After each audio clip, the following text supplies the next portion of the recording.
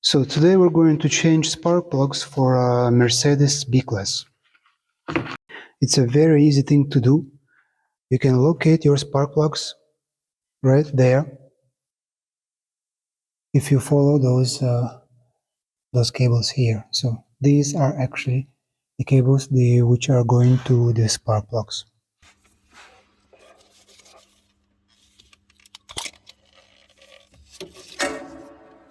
And you use a special socket which is only for spark plugs. So we're going like this.